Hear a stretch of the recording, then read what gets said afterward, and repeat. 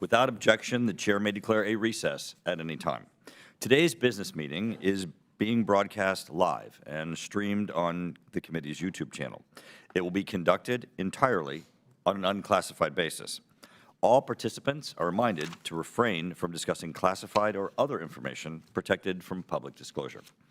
The committee will now turn to the legislative business at hand, the markup of H.R. 6611, the FISA Reform and Reauthorization Act of 2023.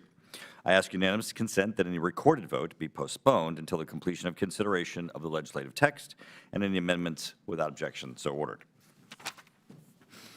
Today, the committee meets to consider H.R. 6611 to amend the Foreign Intelligence Surveillance Act of 1978, to make certain reforms to the authorities under such act, and to authorize Title VII of such act and for its reauthorization and for other purposes.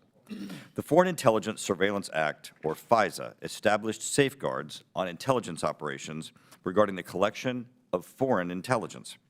Included in FISA is a critical national security tool known as Section 702, which is a highly targeted collection program that only collects on foreign targets who possess or communicate valuable foreign intelligence information. In short, threats to national security. On December 31, Section 702 will sunset. As a matter of emphasis, I want to reiterate that Section 702 authorizes intelligence collection only on foreign persons who possess or communicate specific types of foreign intelligence information. The authority does not, and with today's bill being marked up, will not allow the intelligence community to target any Americans without a warrant. FISA Section 702 has been reauthorized over the years with very little fanfare. However, this reauthorization is in the spotlight because of the well-documented abuses by the Federal Bureau of Investigation.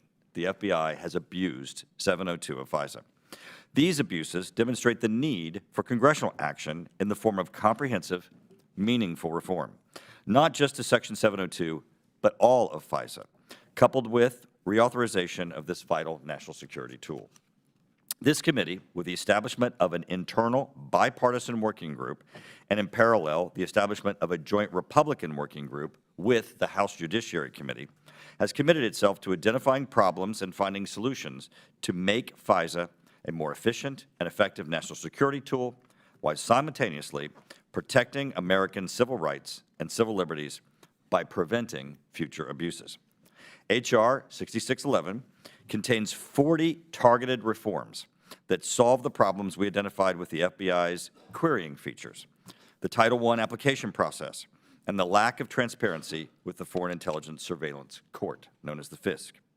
With groups like Hamas, ISIS, Al-Qaeda, and Hezbollah calling for attacks targeting the homeland and American allies and interests abroad, we are currently at the highest threat to national security to the United States in a decade. FISA is our best weapon to combat the threats we face today and in the future. The American people are looking for us to keep them safe. What we do today to both reform and reauthorize FISA will help ensure that we are doing what we were sent to Washington for. Before I conclude, I want to thank Congressman Darren LaHood and Congressman Brian Fitzpatrick for their efforts in leading our working groups.